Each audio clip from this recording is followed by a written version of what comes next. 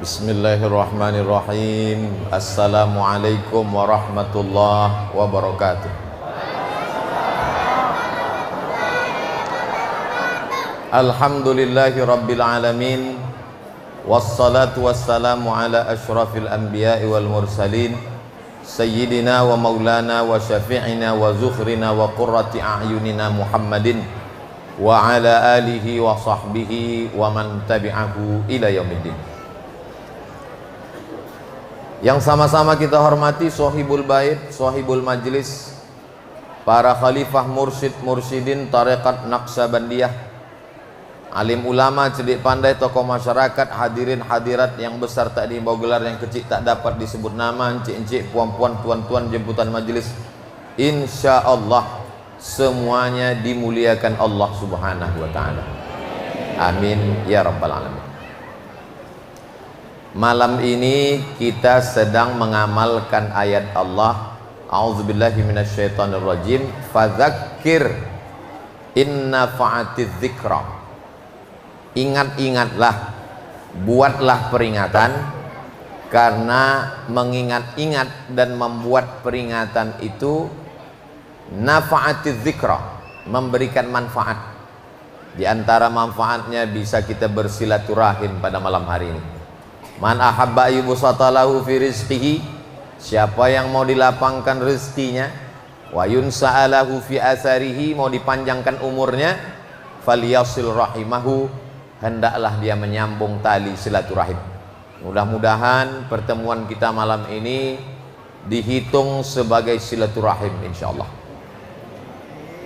Malam ini saya diingatkan bagaimana kita mesti berbakti kepada orang tua. Jadi Sohibul Bait mengundang saya datang pada malam hari ini, lalu kemudian kita pun berkumpul bersama. Bagaimana kata Nabi sallallahu alaihi wasallam, ridallahu fi ridal walidain. Ridha Allah itu letaknya pada ridha orang tua. Kalau orang tua kita ridha, maka Allah pun ridha. Wa sukhutullahu fi sukhutil walidain. Murkanya Allah, marahnya Allah itu pada murka orang tua.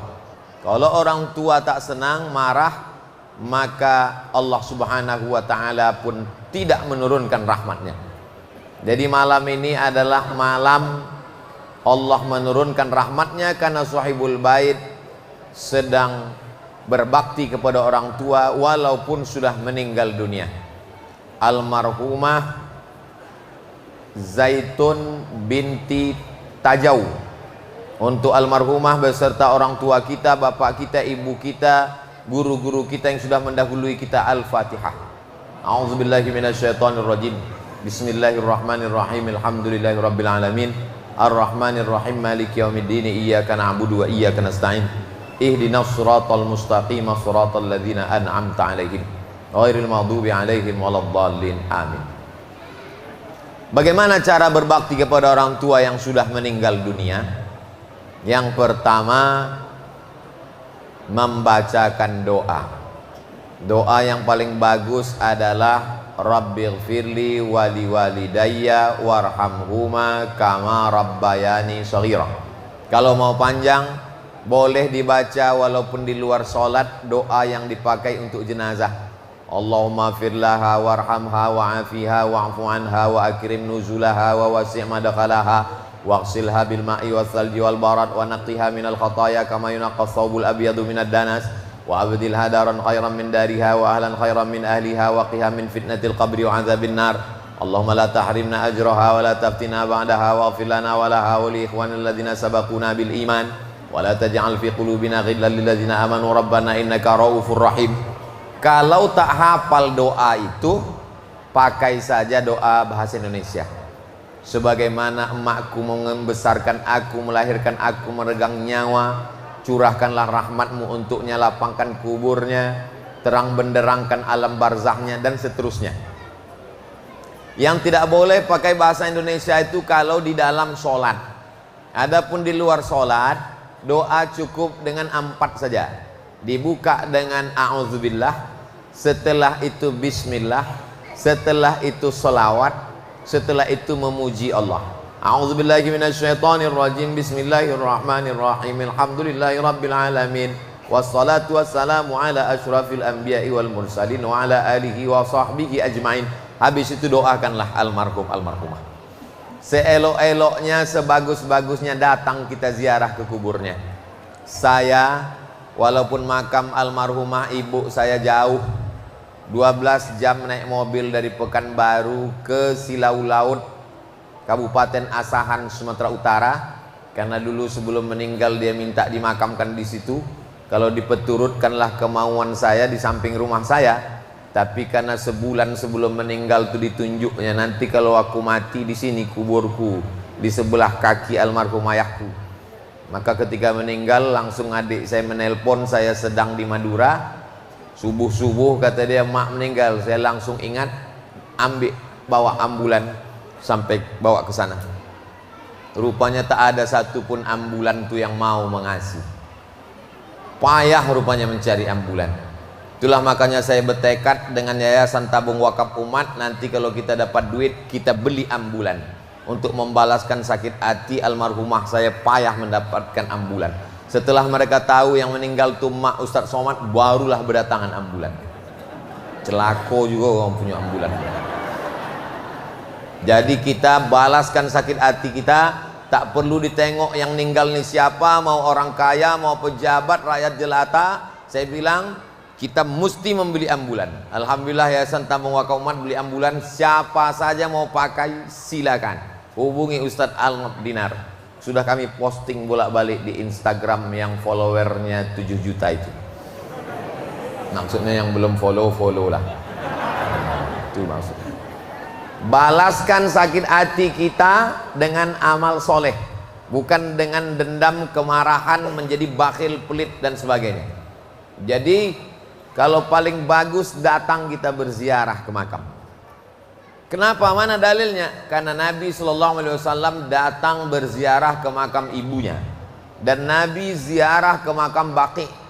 Jadi kalau ada orang tak mau berziarah, berarti dia meninggalkan sunnah Nabi Muhammad SAW. Kata Nabi, kuntu nahaitukum an ziaratil kubur. Dulu kamu kularang ziarah kubur. Ala fazuruha, sekarang kamu pergilah berziarah kubur. Siapa yang tak mau berziarah kubur berarti melawan perintah Rasulullah sallallahu alaihi wasallam. Apakah doa Abdul Somad yang bukan anak kandung, yang bukan ada hubungan darah sampai kepada orang yang meninggal dunia? Sampai. Mana dalilnya? Kata Nabi, kalau kamu lewat di pemakaman Baqi, wahai Aisyah ummul mukminin, ucapkanlah assalamualaikum ya ala diyar minal mu'minin wa inna insyaallahu bikum lahiqun. Yarhamullahul mustaqdimina wal mustaakhirin, nas'alullah lana wa lakumul afiyah. Kita tak ada hubungan dengan orang Baqi di Madinah. Dia orang Arab, kita orang Indonesia. Dan kita tak kenal dengan dia, tak ada hubungan darah, tak ada hubungan nasab. Tapi doa sampai. Syaratnya yang penting sesama orang asyhadu an la ilaha illallah wa asyhadu anna muhammadan rasulullah. Adapun doa kepada orang yang tak seagama tak sampai. Mana dalilnya? Maka nastighfaru Ibrahimu li abihi illa am mau'idatu wa'adaha iyyah. Istighfar Ibrahim, permintaan ampun untuk ayahnya namanya Azar, walaupun bapak kandung, itu hanya sekedar janji saja. Falamma tabayyana lahu annahu aduwwun lillah tabarra'a minhu. Ketika sudah jelas bagi dia bahwa ini musuh Allah, kafir, ingkar, tak percaya kepada Allah, menyembah berhala, musyrik, tabarra'a minhu, maka dia pun berlepas diri. Makanya kalau datang kepada saya saudara-saudara kita yang mu'alaf sudah masuk Islam, orang tuanya tak Islam, bagaimana saya mendoakan mereka Pak Ustadz? Cara berdoanya, ya Allah, mereka ini adalah hamba-hambamu, maka kuserahkan dia kepada engkau. Tak boleh diucapkan Allahumma ighfir lahu warhamhu wa'afihi wa'fu anhu, karena berdasarkan perbuatan Nabi Ibrahim alaihissalam. Jadi saudaraku, walaupun kau sudah masuk Islam, silaturahim tak putus. Apakah kalau maknya tak Islam, ayahnya tak Islam, silaturahim putus? Tidak. Silaturahim tak putus walaupun beda agama. Dalilnya adalah ketika Asma datang bertanya ke Nabi, ya Rasulullah, ummi qadimat, emak saya datang, dia datang dari kota Madinah mau bersilaturahim. Afa asiluha, boleh ku sambung silaturahim dengan emakku yang tak Islam? Kata Nabi, siliha, sambung silaturahim. Afa utiha, boleh aku kasih dia hadiah, makanan, baju, pakaian? Kata Nabi, i'tiha. Islam ini agama yang rahmatan lil alamin. Islam ini bukan agama eksklusif. Kalau sudah Islam tak boleh bertetangga, berkawan dengan non muslim, silakan. Tapi kalau sudah meninggal dunia, maka tak boleh dimintakan ampunan, karena masa pengampunan sudah tertutup dengan datangnya malaikat maut. Adapun kalau dia masih hidup, maka doanya Allahumma hdi qaumi fa innahum la ya'lamun, berikan dia hidayah supaya sebelum mati sempat bersyahadat asyhadu an la ilaha illallah wa asyhadu anna muhammadan rasulullah. Ini yang pertama yang sampai kepada orang meninggal itu doa. Makanya nanti selesai tausiah ini di akhir majelis nanti kita sama-sama mendoakan, bil khusus Ibunda Zaitun dan ibu bapak kita yang sudah mendahului kita, saudara-saudara kita, nanti kita doakan bersama guru-guru kita semuanya insyaallah. Yang pertama sampai adalah doa. Yang kedua, apalagi yang sampai kepada almarhumah? Membacakan Al-Quran. Kata Imam Nawawi, meninggal tahun 676, dalam kitab Riyadhus Shalihin, disebutkan juga dalam kitab Al-Adhkar, kata Imam Nawawi, wa in khatimul Qur'ana fahuwa hasanun, seelok-eloknya bacakanlah sekhatam Al-Quran. Kita sendiri membaca dari Al-Fatihah sampai Qul a'udzu birabbin nas, dicicil sehari sejuz, pokoknya khatam. Sesudah itu dibacakan Allahumma ausil thawaba ma qara'tuhu, sampaikanlah pahala bacaan sekhatam ini. Kalau tak sanggup sendiri sekhatam, dibagi-bagi 30 juz. Sejuz anak pertama, menantu, cucu, cicit, kawan, jamaah, dibuat majelis khatam Quran. Tak juga sanggup dibagi-bagi 30 juz, likulli syai'in qalbun, segala sesuatu punya hati, wa qalbul Quran yasin, hatinya Al-Quran adalah yasin. Itulah mengapa orang kalau tahlil biasanya membaca surah Yasin.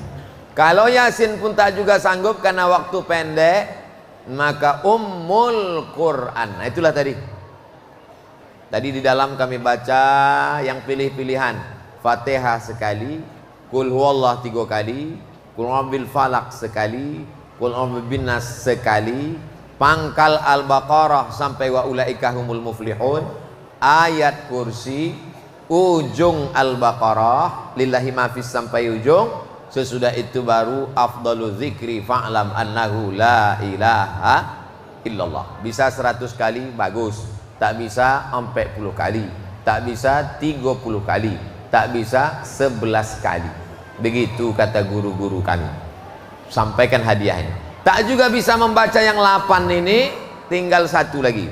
Ummul Quran, induknya Al-Quran itu tergabung dalam Al-Fatihah. Maka bacakanlah Al-Fatihah. Itulah sependek-pendek yang kita bacakan tadi. Itu sudah habis sudah.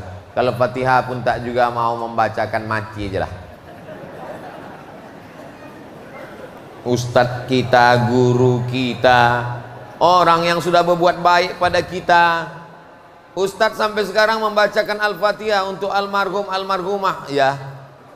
Tak saya batasi mesti malam Jumat, mesti habis sholat, enggak. Asal ingat, walaupun tengah jalan, asal terbayang, kan tadi tiba-tiba datang dia terlintas, langsung untuk almarhumah bacakan Al-Fatihah. Sebagaimana dulu dia begitu terlintas dengan kita, diciumnya, dipeluknya kita waktu kecil. Itulah makna kama rabbayani shaghira, sebagaimana mereka menyayangi aku ketika waktu kecil. Dan yang dibacakan Fatihah itu bukan cuma mak ayah saja, guru-guru yang membimbing, yang memberikan pengajaran, tak dapat kita balas kebaikan mereka. Kawan-kawan, sahabat-sahabat yang pernah satu sekolah, satu asrama, Maka begitu kita ingat langsung kita bacakan, tak putus hubungan kita dengan mereka. Ini yang sampai. Yang kedua adalah Al-Fatihah, ayat-ayat Quran. Berikutnya yang ketiga, apalagi yang sampai untuk mereka? Yang ketiga yang sampai itu hadisnya dari Sa'ad. Sa'ad nih sahabat Nabi, emaknya meninggal dunia. Lalu dia bertanya kepada Nabi, Ummi matat, emakku meninggal dunia. Apa atasaddaqu anha? Kalau aku bersedekah, pahalanya sampai apa tidak? Kata Nabi, tasaddaq, bersedekahlah. Ayu sadaqatu afdal, apa sedekah yang paling afdal? Kata Nabi, sedekah yang paling afdal saqyul ma', memberikan air minum. Itulah makanya Sa'ad langsung menggali sumur, lalu sumur itu diwakafkannya. Tapi jangan gara-gara ini bapak ibu besok semuanya bersedekah sumur bor, habis kering duri ini. Jadi mungkin yang satu bersedekah sumur bor, yang satu minuman kaleng, yang satu bersedekah batu bata, kerikil. Hadiahkan pahalanya untuk almarhum-almarhumah. Nampak pengumuman pembebasan tanah semeter 500.000 untuk berbuat, maka kirimkan untuk almarhumah. Kalau kita kirimkan, apakah kita dapat? Kita dapat, dia dapat. Kalau hanya untuk kita saja, yang meninggal belum tentu dapat. Tapi kalau kita kirimkan untuk almarhumah, dua-duanya dapat. Almarhum dapat, kita pun juga dapat. Nah, ini begitu yang diajarkan Nabi melalui hadis-hadisnya. Makanya yang tidak putus itu kata Nabi, shadaqatun jariyah. Masjid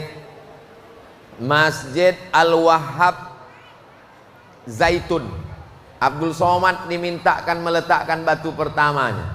Padahal saya jarang-jarang mau meletakkan batu pertamanya.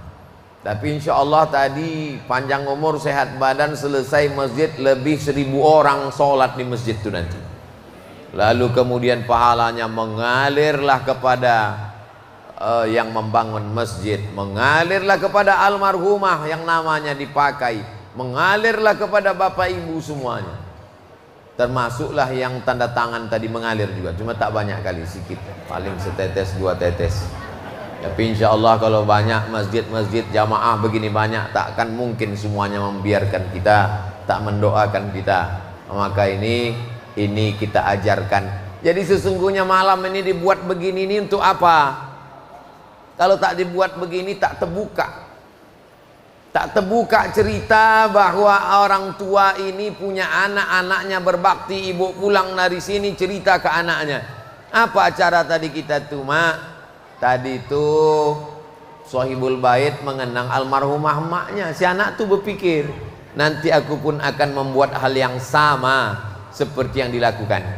Maka ini adalah yang disebut dengan sunnah hasanah, perbuatan yang baik tanpa berceramah. Sohibul Bait tak perlu ceramah, tausiah, tapi langsung action, amal, perbuatan itu lebih menyentuh hati kadang daripada cakap. Lisanul hal, perbuatan lebih absah, lebih sampai ke hati manusia, min lisanil maqal, daripada cakap. Begitulah Allah Subhanahu wa ta'ala mengajarkan kita tidak putus dengan kematian. Jangan sangka orang yang mati itu macam ikan asin. Jangan sangka mati itu macam kita punya kucing anggora mati selesai. Dalam Islam orang tidak mati. Ketika di alam roh dia hidup. Ketika pindah ke alam rahim dia hidup. Ketika pindah ke alam dunia dia hidup. Ketika pindah ke alam barzah dia hidup. Ketika pindah ke alam akhirat dia hidup. Dan ketika pindah ke surga dia akan hidup kekal selamanya. Kalau dia hidup kekal, apa beda dia dengan Allah? Allah tak berawal tak berakhir. Sedangkan manusia ada awalnya dan mungkin dia berakhir. Apakah kita masuk surga itu kekal? Khalidina fiha abada. Kalau kita kekal berarti sama dengan Allah. Allah kekal juga? Enggak. Karena Allah maha kekal. Sedangkan kita kalau dikatakan Allah mati, kita pun akan mati. Innama amruhu idza arada syai'an ayakula lahu kun. Wala taqulu liman yuqtalu fi sabilillahi amwat. Jangan kau katakan orang yang mati berjihad itu mati. Bal ahya, mereka hidup. walakin la tash'urun, tapi kamu tak bisa merasakan kehidupan mereka. Apakah kalau kita tak bisa merasakan lalu dia tidak ada? Dia ada, tapi kita tak bisa merasakannya. Sebagian orang-orang dibuat Allah bisa merasakannya. Yang paling jelas dalilnya adalah Isra Mi'raj Nabi Muhammad sallallahu alaihi wasallam. Nabi Ibrahim sudah meninggal, Nabi Musa sudah meninggal, Nabi Adam sudah meninggal, Nabi Nuh sudah meninggal, tapi dalam Isra Mi'raj Nabi sholat di Masjidil Aqsa, dan yang di belakang menjadi makmum adalah Nabi Musa alaihissalam, Nabi Ibrahim alaihissalam. Padahal Nabi Ibrahim sudah meninggal, padahal Nabi Musa sudah meninggal. Itu menunjukkan orang meninggal itu tetap beramal, beribadah. Tapi katanya Pak Ustaz, orang meninggal itu sudah putus amalnya.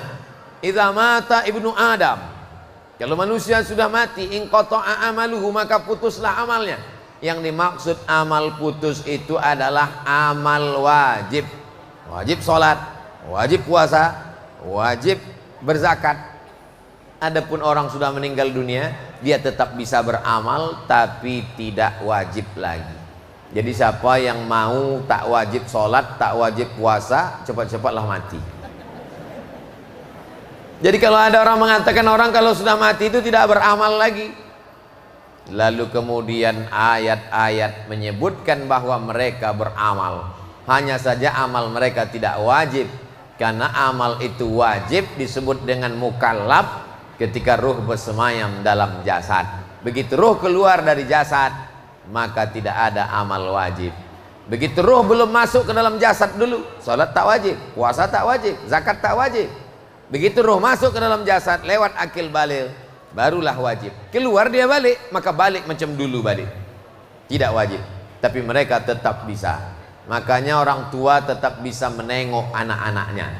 Malam ini almarhumah Ibunda Zaitun melihat perbuatan kita ini, dan beliau bangga punya anak yang masih mengingat, senang punya keluarga yang masih mengenang. Karena ada orang-orang yang ketika sudah meninggal dunia, orang tak lagi ingat, tak lagi dikenang. Kita tidak ingin ditulis, kita tidak ingin dikatakan orang hebat. Kita hanya mau paling tidak anak cucu kita mendoakan kita. Bisa mereka hafal Quran 1 hari 2 juz, dikirimkannya pahalanya, alhamdulillah. Andai tidak, maka dibuatnya macam ini, kumpul bersama, maka mengalirlah pahalanya insyaallah. Amin ya rabbal. Doa sudah, bacaan Quran sudah, sedekah sudah. Yang keempat, itu maka tadi ceramahnya begini, takut hilang. Yang keempat, apalagi yang sampai kepada orang meninggal dunia? Yang keempat yang sampai adalah tahlil, tasbih, tahmid, takbir. Jadi kalau bapak ibu bertasbih subhanallah, subhanallah, alhamdulillah, alhamdulillah, Allahu akbar, la ilaha illallah, la ilaha illallah, sampai. Mana dalilnya bahwa tahlil itu sampai? Nabi lewat di pemakaman, diambilnya pelepah korma, lalu kemudian dibelahnya pelepah korma, dicucukkannya ke kuburan. Sahabat heran karena tak pernah orang menyucukkan pelepah korma ke kuburan. Lima fa'alta hadza ya Rasulullah, kenapa kau buat perbuatan ini? Itu menunjukkan sahabat Nabi itu orangnya cerdas, dan mereka itu orangnya logis. Melihat perbuatan yang aneh mereka bertanya, kenapa kau tusukkan pelepah korma ini di kubur nih ya Rasulullah? Kata Nabi, innahuma la yu'azzabani, aku bisa mendengar bahwa orang yang dikubur ini diazab. Wa ma yu'azzabani fi kabir, mereka ini diazab dosanya bukan dosa besar, tapi hanya karena dosa besar bukan, tapi dosa yang dianggap orang kecil biasa saja. 2 orang diazab. Yang pertama lam yastabri, riwayat lain lam yastanzih, gara-gara kencing tak berbasuh. Dan sekarang luar biasa, makin hebat hotel makin tak ada air. Hotel bintang 3 ada keran, bintang 4 ada air tapi tak ada keran. bintang 5 pakai tisu aja lagi. Makanya dulu ada budayawan Riau, kalau pergi dia kemana-mana, di dalam koper tuh disediakannya gayung, jangan sampai tak berbasuh. Betapa banyak di ruang-ruang VVIP, padahal ini yang membangun orang Islam, yang punya orang Islam, yang datang ke dalam orang Islam, yang makan minum yang orang Islam. Kenapa cara ceboknya tak dipakai cara cebok Islam? Ada apa dengan negeri ini? Mall yang punya orang Islam, tapi tempat sholatnya di tempat garasi yang kumuh, yang kotor, busuk, bau. Ada apa dengan umat Islam di beberapa tempat?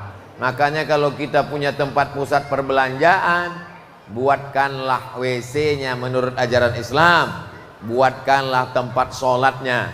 Maka tadi melihat peletakan batu pertama, Masya Allah, tabarakallah, mudah-mudahan ini menjadi syiar dakwah amal soleh insya Allah. Lalu kemudian yang satu lagi ini, kenapa diazab kubur ini? Kata Nabi, yamshi bin namimah, membawa-bawa cakap sini tentang ini, diadukan ke sini, dibawa kemari, diadu domba. Lalu kata Nabi sallallahu alaihi wasallam, la'allallaha an yukhaffifa 'adzabahuma ma lam yaibasa. Selama pelepah korma ini basah, maka azab orang ini diringankan. Dikomentari hadis ini oleh Imam Nawawi. Kata Imam Nawawi, hadisnya ada dalam Sahih Muslim. Hadis Sahih Muslim ini dijelaskan Imam Nawawi dalam kitab Syarah Sahih Muslim, namanya Al-Minhaj, Syarah Sahih Muslim Ibnul Hajjaj. Kata Imam Nawawi, kalau pelepah korma saja bertasbih, tasbihnya sampai, apalagi bacaan Quran orang beriman. Tengok dalam kitab Al-Minhaj, Syarah Sahih Muslim Ibnul Hajjaj. Pokok-pokok kayu ini bertasbih. Makanya petir-petir bertasbih, ketika terdengar suara petir, tengok kilat menggelegar, kita pun mengatakan subhana man yusabbihu bihi ra'du wa bihamdi. Maka kalau pokok kayu yang bertasbih tadi dicucukkan dia, tasbihnya sampai. Tapi jangan gara-gara ini lalu bapak ibu berpesan ke anak-anaknya, nanti kalau aku mati tolong kau tanam 3 batang kurma di atas. Jangan terlalu berharap kepada amal pokok kayu, amal orang. Beramallah kita, ajarkan kebaikan, dilaksanakan orang, mengalir pahalanya. Adapun bersandar kepada amal orang, ya kalau dia beramal, kalau tidak. Tapi Nabi ingin menjelaskan bahwa tasbih pelepah korma pun sampai. Maka kita pun bertasbih, bertahmid, bertakbir, bertahlil, dihadiahkan pahalanya sampai insya Allah. Yang pertama tadi doa, yang kedua apa tadi?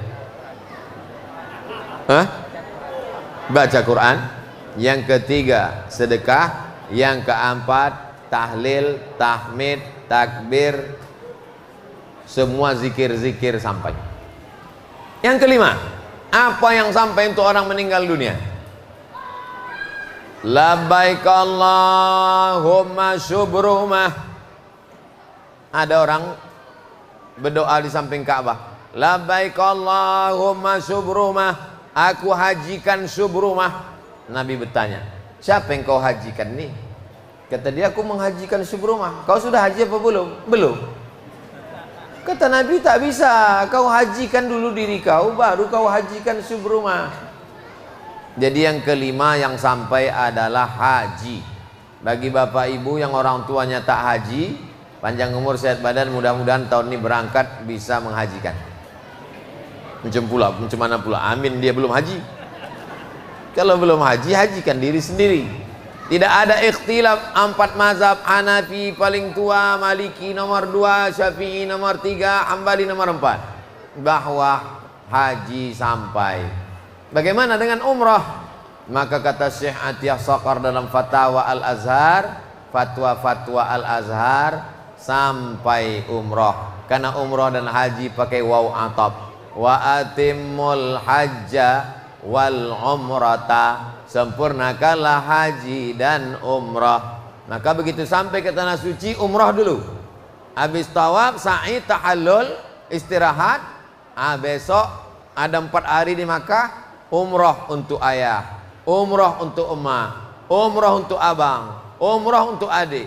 Pergi ke Tanim, pergi ke Ji'ranah, mandi bersih, labbaik Allahumma umroh an fulan bin fulan, aku umrohkan si fulan bin fulan. Sampai ke Makkah, tawaf 7 putaran, sa'i Safa Marwah, tahallul, istirahat, besok gitu lagi. Karena kalau tak dibuat begitu nanti lebih banyak belanja ceret kuning tempat celak daripada umroh. Ke masjid sekali, belanja 2 kali. Ini hotel, ini masjid. Antara hotel dan masjid ada belanja tempat belanja.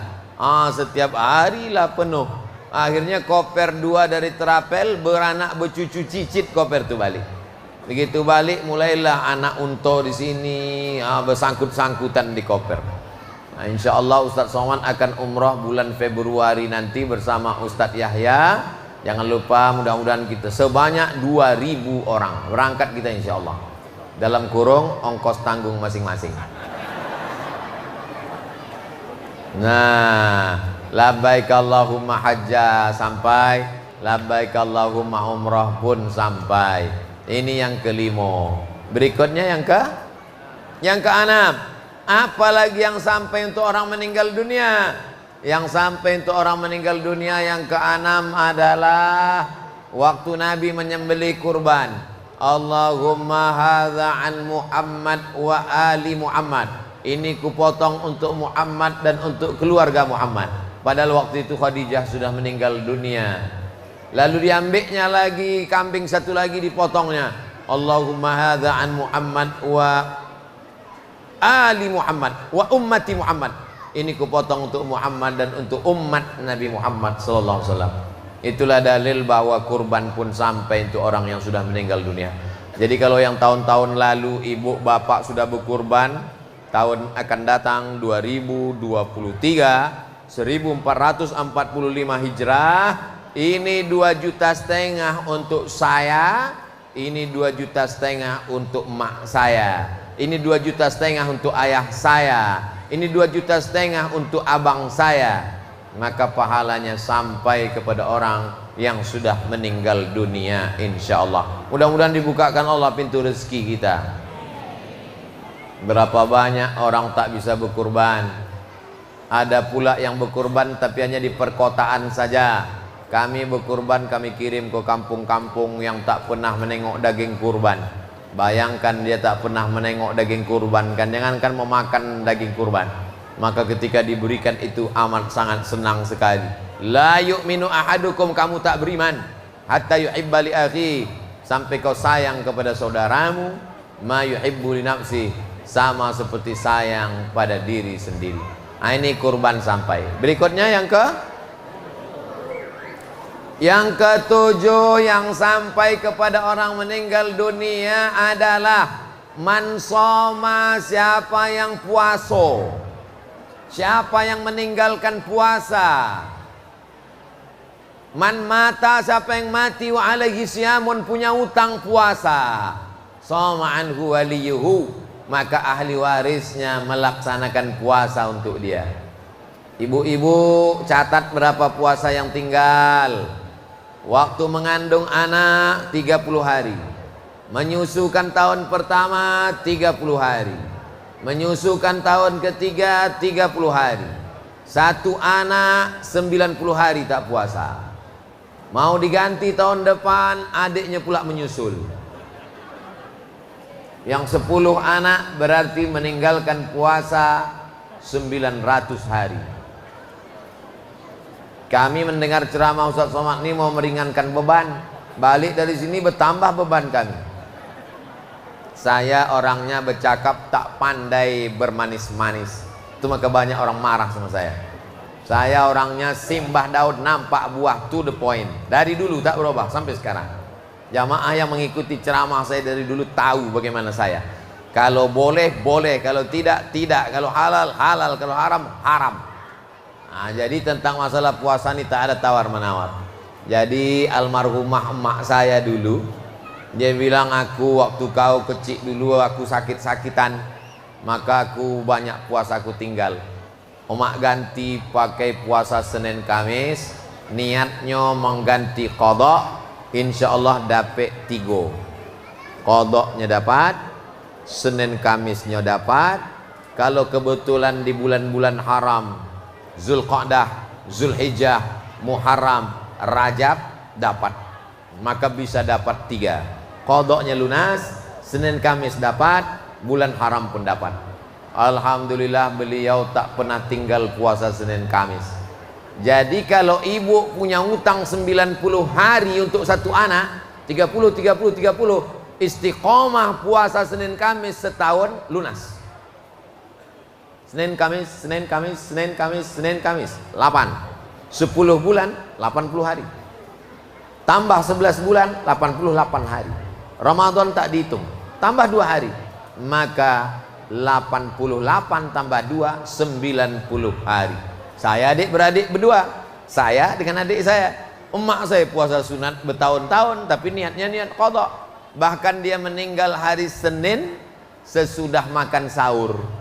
Habis makan sahur ditontonnya video saya. Kata makcik yang mengawani saya di rumah, malam tuh macam mana dia makcik? Malam tuh macam biasa. Dia jago jam 2, sembahyang, baca Quran, berzikir, makan sahur, kena tak puasa Senin. Habis itu ditengoknya video kau menunggu azan subuh. Habis itu dia pun ke kamar mandi, sakit kepalanya, ke ruang tamu, habis itu ke rumah sakit, meninggal.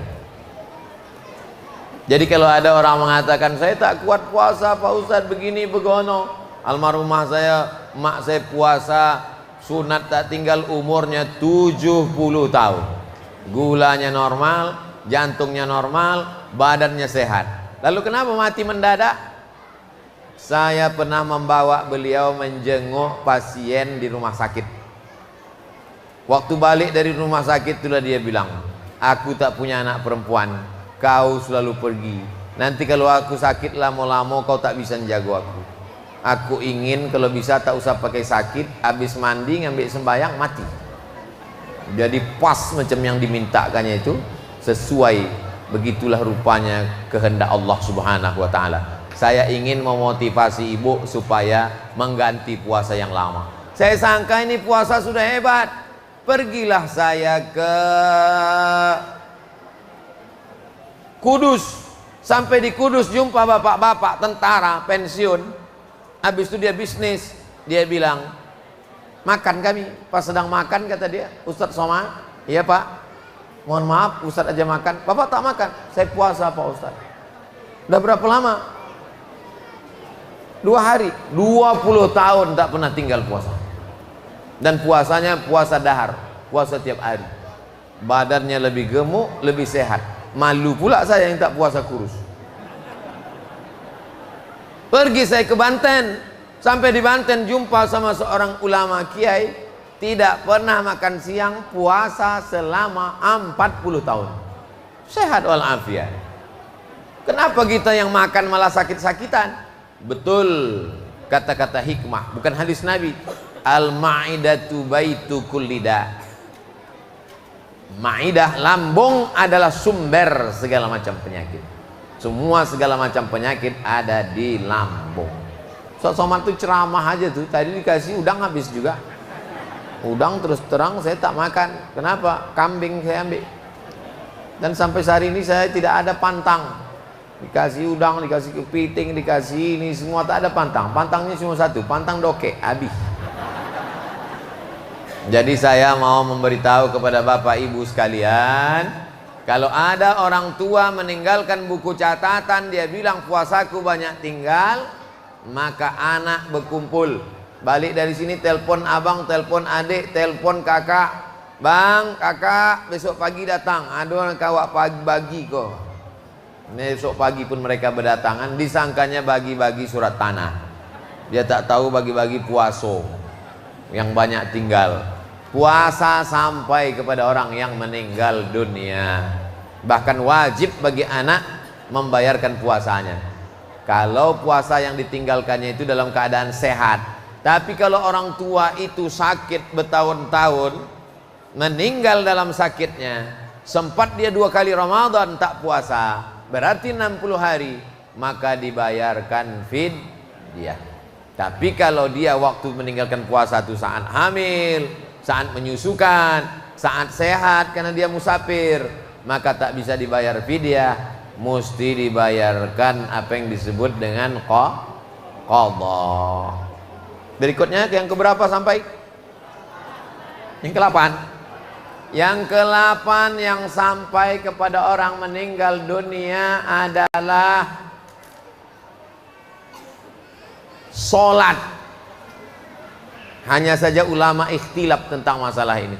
Syekh Ibnu Utsaimin, ulama Saudi Arabia, pernah ditanya, Syekh, kalau saya sholat 2 rakaat, lalu sholat saya itu saya hadiahkan, sampai apa tak sampai?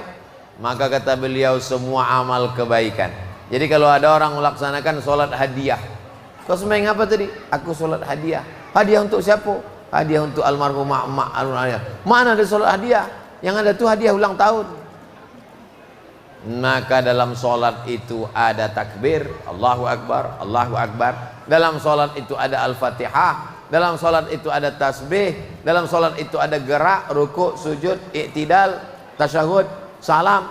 Maka sholat pun juga sampai. Tapi untuk yang ini saya baru kalau yang tadi pernah saya buat.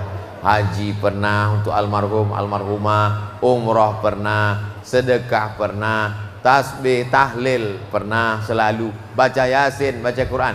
Tapi untuk sholat ini saya belum buat. Tapi saya tidak melarang orang yang melakukannya, dan saya tidak pula mengajak orang melakukannya. Tapi kalau ada orang membuatnya, maka perbuatan itu bukanlah sesuatu perbuatan yang mardud, yang tertolak, tapi perbuatan yang masih ada ulama yang membenarkannya. Ini tentang amalan-amalan yang sampai kepada orang meninggal dunia. Jadi nanti kalau ditanya ibu, apalah yang disampaikan Ustaz Somad tadi malam, ada 8 amal-amalan yang sampai. Apa aja yang 8 itu? Entah aku pun tak ingat, saking banyaknya kuih. Yang tak ingat tinggal buka saja channel Ustadz Abdul Somad Official, karena itu ada rekamannya, di-upload nanti. Tinggal tonton, subscribe, like, share, and comment. Bagikan ke kawan-kawan yang tak sampai. Yang dalam bentuk tulisan, Pak Ustadz, kami mau nengok dalil-dalilnya. Bisa buka blog Abdul Somad, namanya SOMAD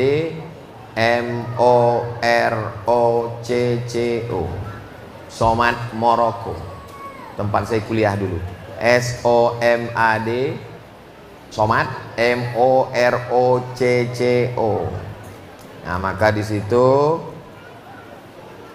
tinggal enter. Nanti dapat blog. Tulis di situ Somad Maroko spasi syafaat. Bisa keluarkan handphonenya semua. Tulis SOMAD MOROCCO spasi syafaat. SYAFAAT, syafaat.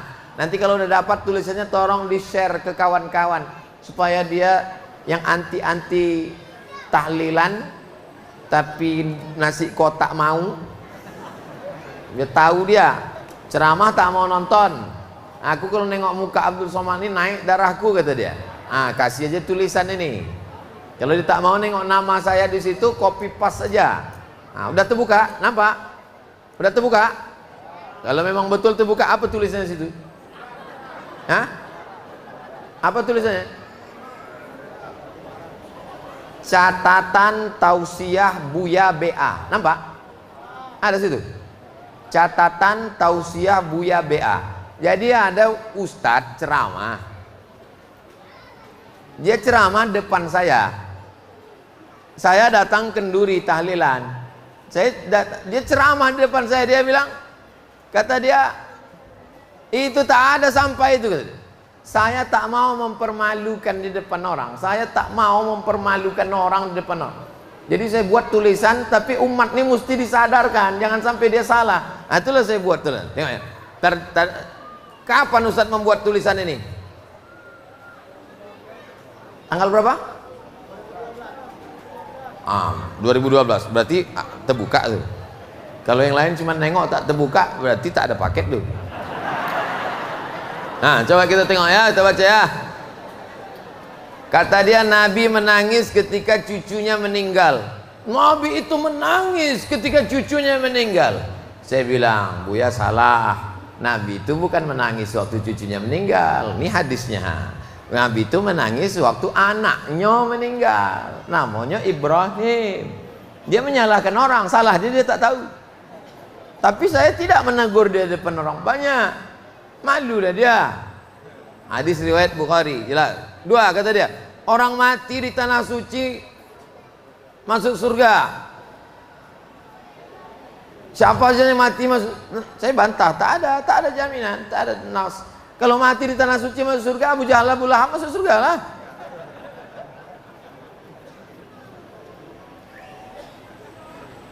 Tausiah, ada 6 amal yang mengalir kepada orang mati. Saya buat, menurut hadis riwayat Ibnu Majah ada 7, bukan 6.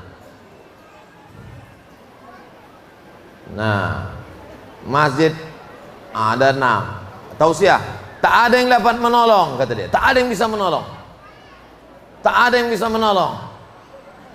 Anak pula bisa menolong. Anak yang meninggal, ibu punya anak itu meninggal waktu kecil. Anak itu tak bisa menolong, kata dia. Bohong itu semua. Saya buat sini. Anak yang meninggal waktu kecil menarik ujung jubah, ujung kain emaknya. Bisa dibawanya masuk ke dalam surga. Hadisnya jelas. Hadis riwayat Muslim. 2 hadis, 3 hadis, 4 hadis. Udah itu kata dia, tak ada tuh kirim-kiriman amal tuh. Tak ada tuh kirim-kiriman amal tuh. Mana ada kiriman amal? Saya buat.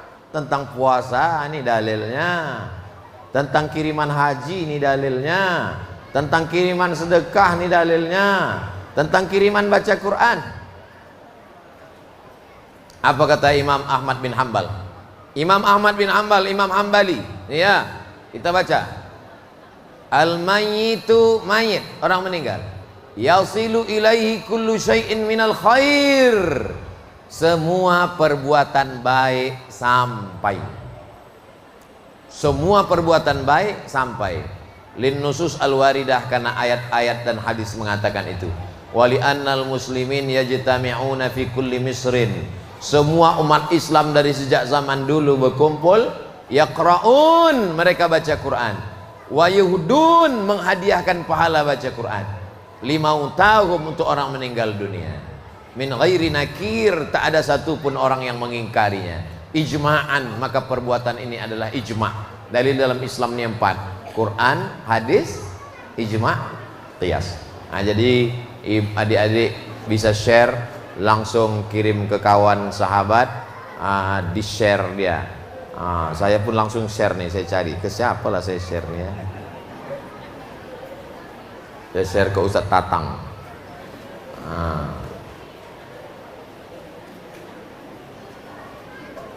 Share ke grup-grup.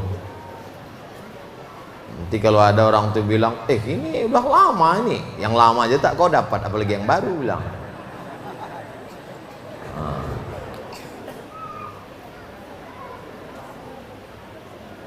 Jadi zaman sekarang ini mengaji amat sangat mudah, Bapak Ibu Saudaraku yang dimuliakan Allah Subhanahu wa taala.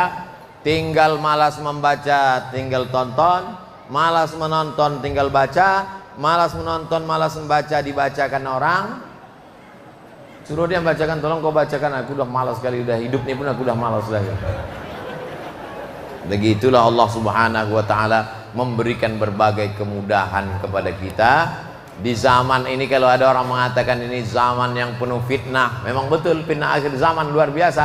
Tapi kalau kita sering menyambung silaturahim bersama-sama begini, maka insya Allah aliran sesat, kelompok-kelompok yang tidak sesuai dengan ajaran Islam susah masuk.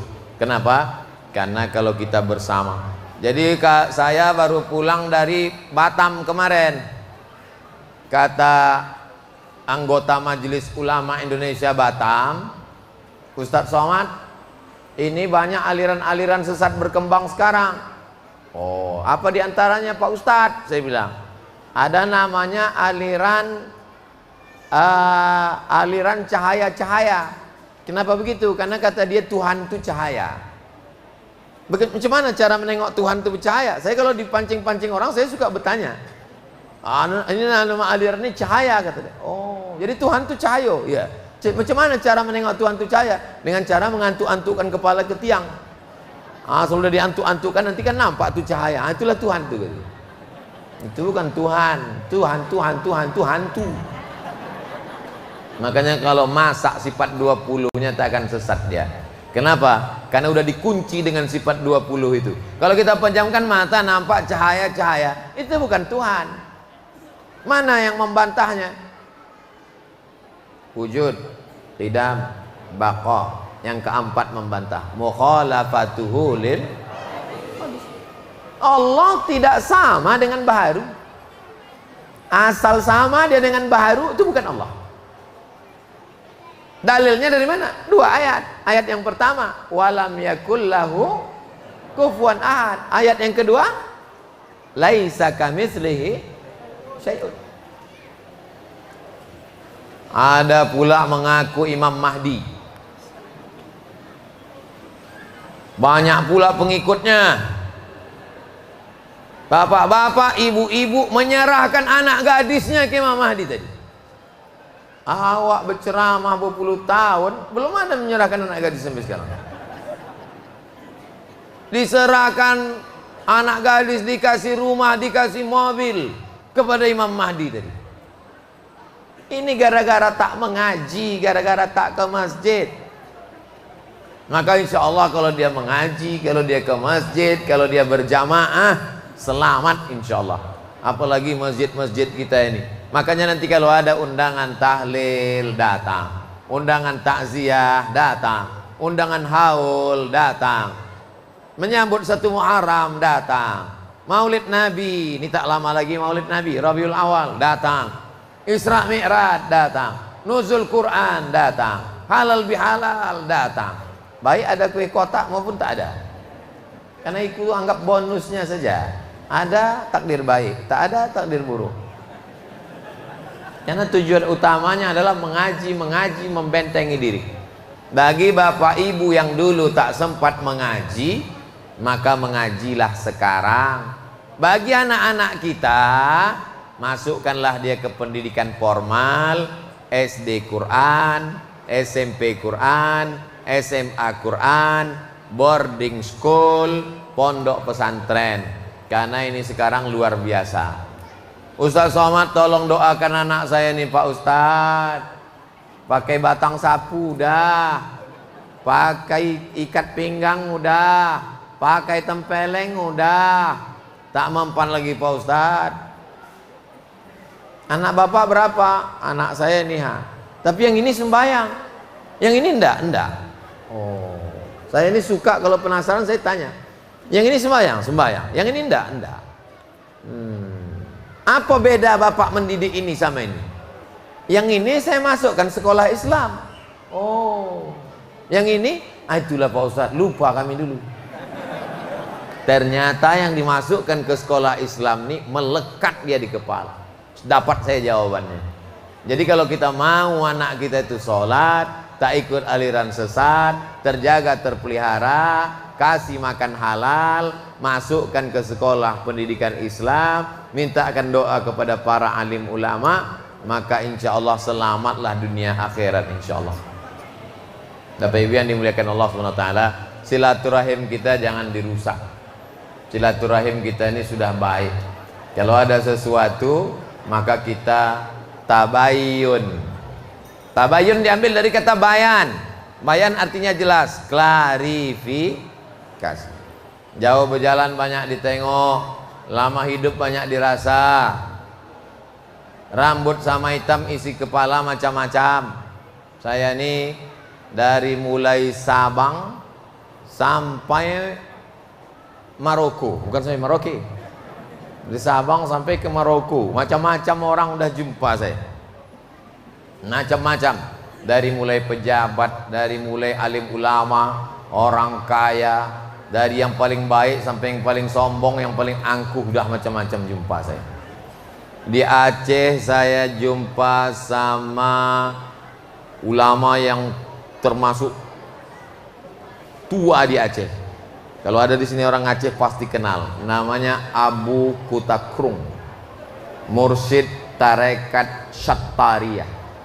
Tarekat Syattariyah itu sama dengan tarekatnya Syekh Burhanuddin Ulakkan Syattariyah. Saya jumpa juga di Aceh dengan Syekh Abu Mudi. Beliau adalah mursyid tarekat Naqsyabandiyah. Syattariyah jumpa, Naqsyabandiyah jumpa. Ulama yang paling tua lagi, murid langsung dari Syekh Mudawali, namanya Abu Tumin. Jumpa juga di Biren.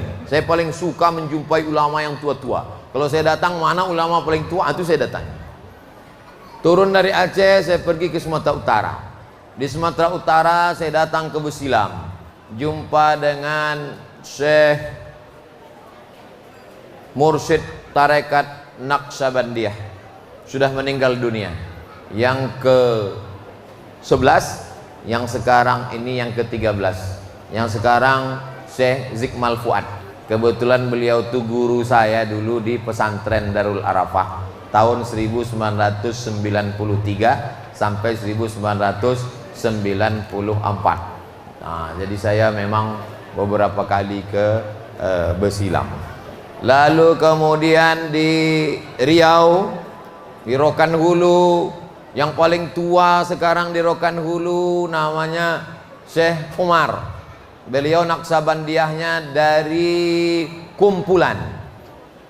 Lalu kemudian dulu yang paling tua di Rokan Hulu yang dari Besilam adalah cicit Tuan Syekh Abdul Wahab Rokan, namanya Syekh Wan Nurdin, sudah meninggal dunia. Lalu kemudian ada ulama besar namanya Syekh Abdul Ghani, Syekh Abdul Ghani Al-Kampari, punya anak namanya Syekh Aidarus.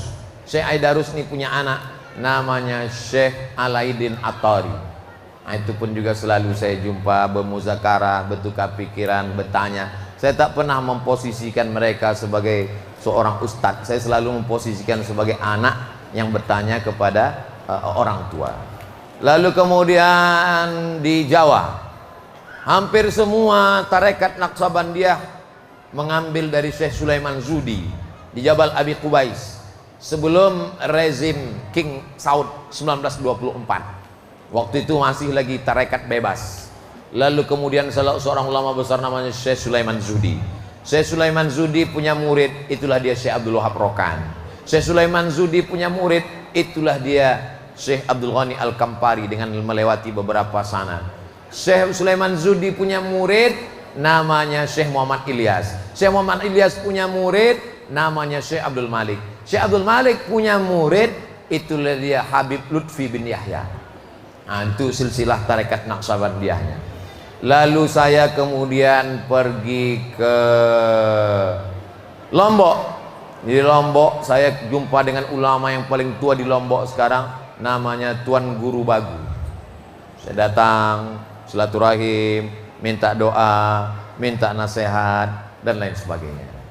Lalu kemudian saya pergi ke Papua. Sampai di Papua saya jumpa dengan Raja Patipi. Saya datang ke rumah Raja Patipi, ditunjukkannya lah Quran dari kulit kayu, disampul dengan kulit kijang, bukan kijang inopa, kijang yang hutan. Ditunjukkannya lah. Saya tanya, Raja Patipi ini dari mana ini Quran? Ini Quran dari datang tempat dari kalian. Dari tempat kami? Iya, di mana? Samudra Pasai. Rupanya Quran itu datang dari Aceh. Ulama Aceh yang membawa Islam sampai ke Raja Ampat. Karena memang di situ ada banyak raja-raja dan yang paling besar Ampat, diantaranya Raja Patipi. Saya sampai ke rumahnya menengok itu semua. Lalu kemudian saya ke Mesir. Di Mesir saya berjumpa dengan ulama Mesir yang membawa tarekat Naqsyabandiyah pertama kali ke Mesir, namanya Syekh Amin Al-Kurdi. Syekh Amin Al-Kurdi punya cucu namanya Syekh Saifuddin Al-Kurdi. Lalu beliau pun kemudian mengajarkan beberapa hal kepada saya. Lalu kemudian di banyak lagi, kita ingat-ingat banyak tempat. Tapi di banyak tempat itu belum pernah saya dites-tes orang, belum pernah. Belum pernah ada orang mengetes-ngetes saya. Mau kalau mengajak debat ada, tapi kalau mau ngetes-ngetes pas ditanya balik tak pula bisa. Baru di Duri inilah ada orang ngetes-ngetes.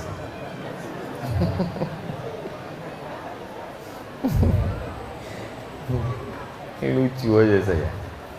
Kalau kita silaturahim jangan rusak silaturahim. Abdul Somad ini tak sama ustaz lain. Ustaz lain kalau digitukan dia down.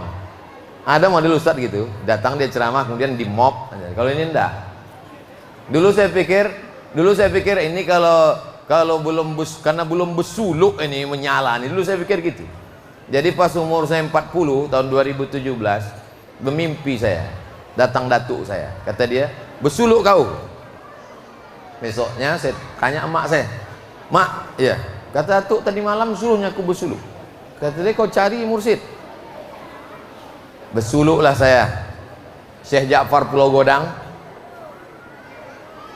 turun kepada Khalifah Mayong, turun kepada anak Syekh Ja'far namanya Buya Somad, sudah meninggal beberapa bulan yang lalu di Pelalawan. Bersuluklah saya. Dialah yang mentalkinkan saya tarekat Naqsabandiyah. Walaupun beberapa tarekat tak saya minta, saya tak pernah meminta, mereka mengasih ijazah. Yang asli tarekat Naqsabandiyah yang mentalkinkan saya, yang menyulukkan saya Buya Somad Pelalawan. Tapi tarekat Samaniyah saya tak minta, tak mungkin kita tolak guru. Waktu di Sudan datang Profesor Dr. Syekh Omar Ma'ruf Ali, dipasangkannya saya khirqah, dikasihnya saya ijazah, ku ijazahkan kau tarekat Samaniyah. Dia cicit langsung tarekat Samaniyah dari Syekh Muhammad bin Abdul Karim Samaniyah. Orang Sudan yang pertama mengambil tarekat Samaniyah namanya Syekh Muhammad Tayyib. Syekh Muhammad Tayyib ini punya cucu cicit, itulah dia Syekh Omar Ma'ruf Ali, pembimbing saya waktu di Sudan, dikasihkannya. Lalu kemudian ada namanya Syekh Muwaffaq. Syekh Muwaffaq dari Suriah, lalu kemudian mendapat suaka politik di Turki, lalu dia memberikan saya ijazah tarekat Syaziliyah. Kemudian moyang kami, atuk emak saya, namanya Syekh Abdurrahman. Syekh Abdurrahman ini mendapat tarekat Syattariyah dari Syekh Daud Al-Fatani, orang Thailand, Fatani di Makkah. Dari Syekh Daud Al-Fatani turun kepada Syekh Abdurrahman. Dari Syekh Abdurrahman turun kepada Syekh Muhammad Ali. Dari Syekh Muhammad Ali turun kepada anaknya, anaknya mengijazahkan ke saya. Walaupun yang saya amalkan Naqsabandiyah, tapi ijazah-ijazah itu dikasih ke saya. Ada Syattariyah, ada Samaniyah, ada Syaziliyah. Saya cuma ngasih tahu, tak usahlah tantang-tantang saya tentang masalah tarikatnya. Tapi kalau untuk bercakap sampai subuh, siap insyaallah. Walaupun besok saya ada acara, kalau sampai subuh ini siap. Karena saya di tempat lain tak pernah digitukan orang. Bisa pula di kampung kita sendiri digitukan orang. Lucu aja bagi saya. Bapak Ibu yang dimuliakan Allah Subhanahu wa taala, saya mulai tadi jam 8:30, sekarang 8:30, sekarang udah jam 9:30. Sesuai dengan kode etik 60 menit. 600 ml. Mudah-mudahan pertemuan kita ini bernilai silaturahim, diberikan Allah kebaikan-kebaikan. Ala hazihi niyah wa kulli niyatin salihah. Al-Fatihah.